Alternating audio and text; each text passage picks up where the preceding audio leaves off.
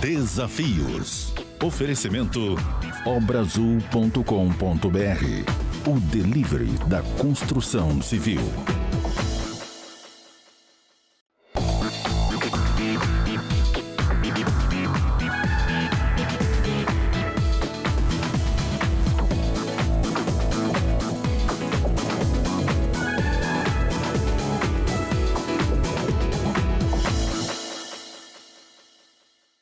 Disse Deus: façamos o homem à nossa imagem, conforme a nossa semelhança.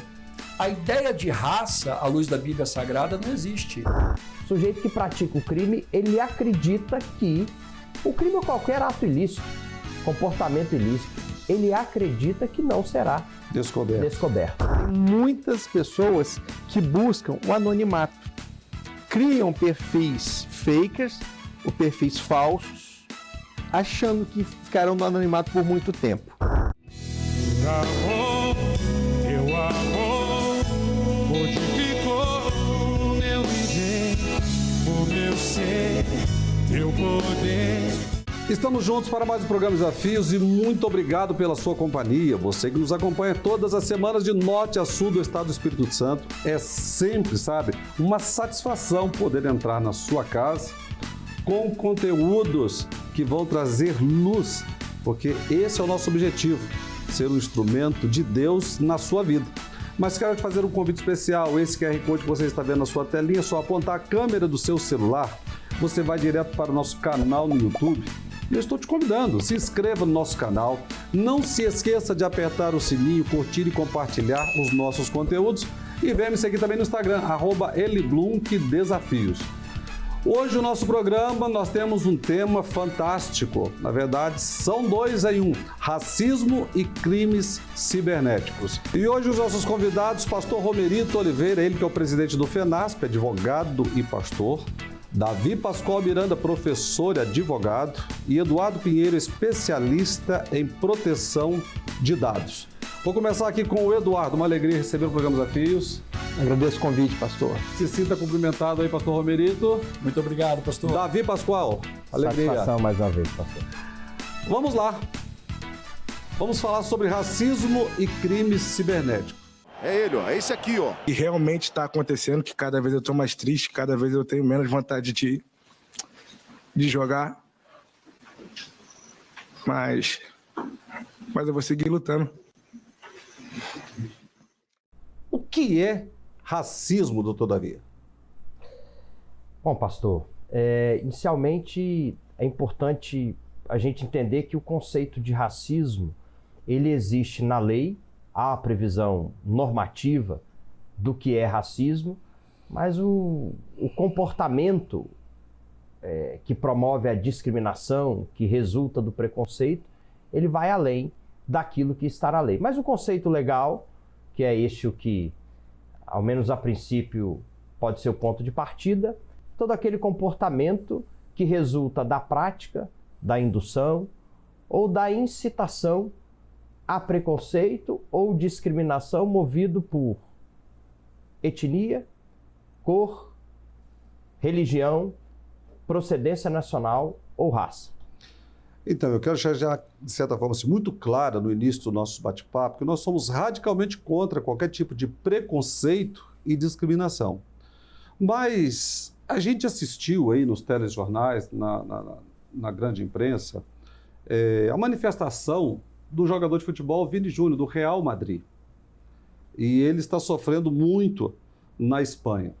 Mas a minha pergunta, o meu questionamento para vocês, o problema é grande, Romerito?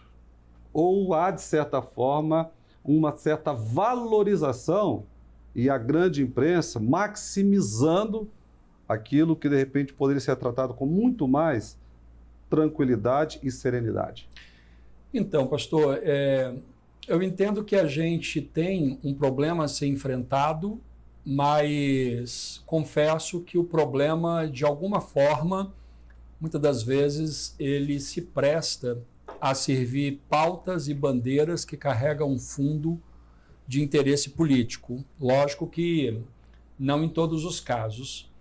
Quando eu trago a compreensão do racismo, por exemplo, para a luz daquilo que a palavra de Deus nos orienta, eu tenho que chegar numa conclusão que a Bíblia Sagrada, em Gênesis capítulo 1, verso 26, vai dizer assim: e disse Deus, façamos o homem à nossa imagem, conforme a nossa semelhança. A ideia de raça, à luz da Bíblia Sagrada, não existe.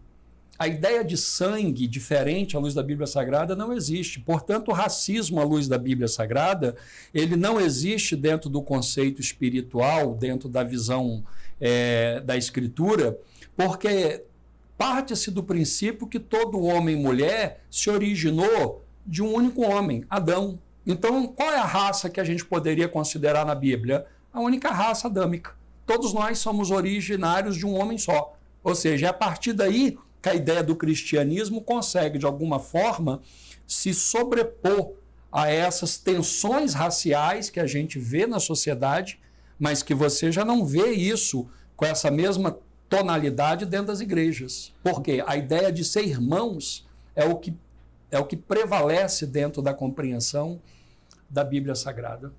E isso é pregado, ensinado dentro das igrejas. Exato. Você tem, por exemplo, independentemente de cor, de pele, independentemente de origem, de etnia, você tem a visão cristã proporcionando e potencializando o relacionamento entre os irmãos. Nós nos chamamos, por exemplo, de irmãos dentro da igreja, independentemente da nossa cor e origem.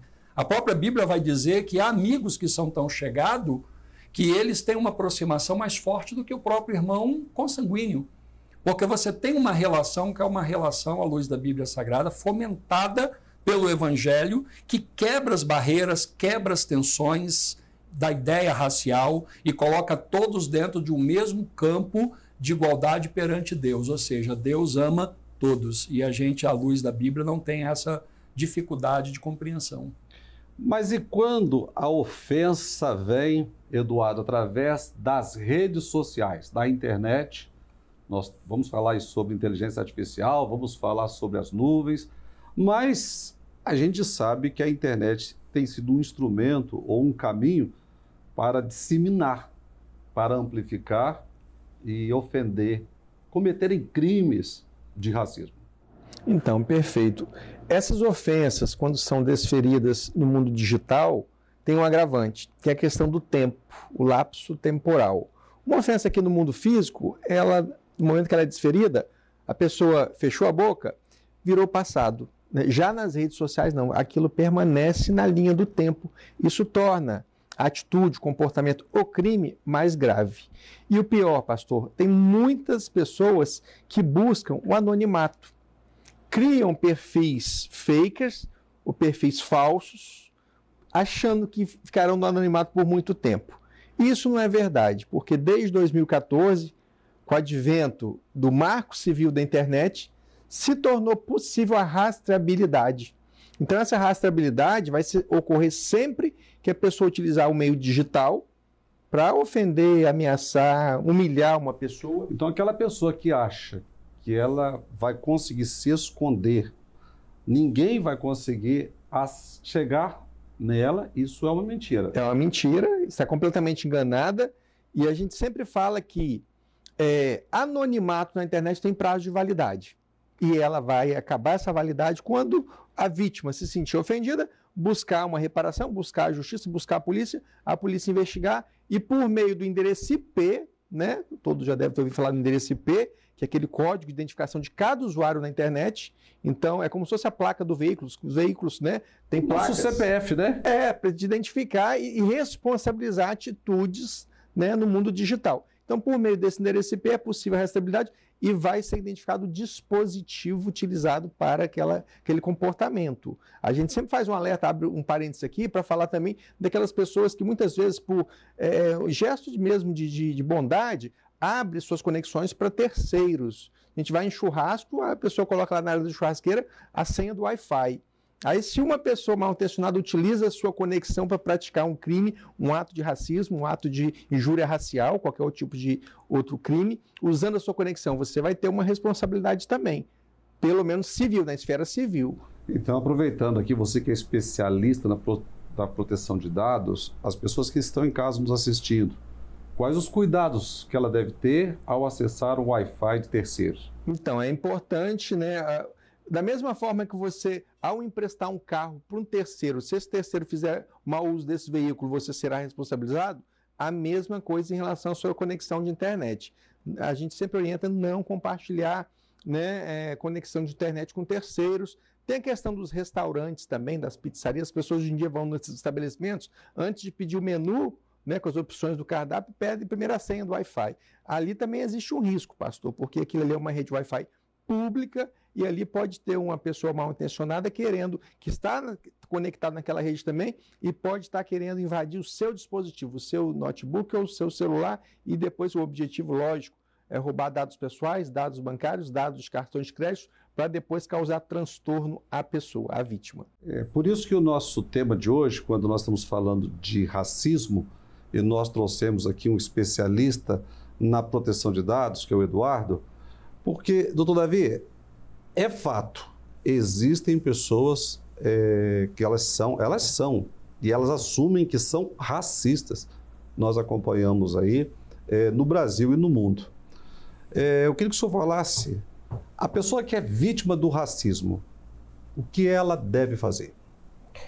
Pastor, primeiro é importante considerar algumas questões, né? O racismo, ele é a exteriorização de um comportamento discriminatório ou ofensivo, né? Que decorre de um preconceito, de um pré-julgamento, de um pensamento já estabelecido de que outra pessoa é inferior, é prejudicial ou é até mesmo nociva à relação humana. E por isso que a lei, em boa hora, tutela e protege, né? Combinando sanção e pena, inclusive privativa de liberdade, a comportamentos dessa natureza. Não só comportamentos que separam, que segregam, que objetivam atribuir um tratamento diferente, mas também o comportamento que ofende. A lei do racismo, ela visa assegurar a igualdade, o tratamento igualitário, ou seja, que não há diferença entre o ser humano pela tonalidade da pele, pela religião que professa. É justamente esse o ponto de proteção que tem tudo a ver com o que ele trouxe para nós aí. Nós vemos, inclusive, a questão a Bíblia dando sustentação à legislação. Sem dúvida, sem dúvida, claro, porque a inspiração é essa, ou seja, né, não existe diferença de origem, né, não existe diferença ali ontológica entre as pessoas, elas são iguais. Mas, finalmente, respondendo a sua pergunta, né, mas aquela pessoa que eventualmente for ofendida ou for vítima de um ato de discriminação... Nós vamos parar um minutinho, doutor Davi. O senhor vai dar essa resposta para o nosso telespectador. Você não saia da frente da telinha. Se você foi ofendido, ofendida, olha só, nós voltamos em instantes com o tema sobre o racismo e crimes cibernéticos. Desafios, volta já.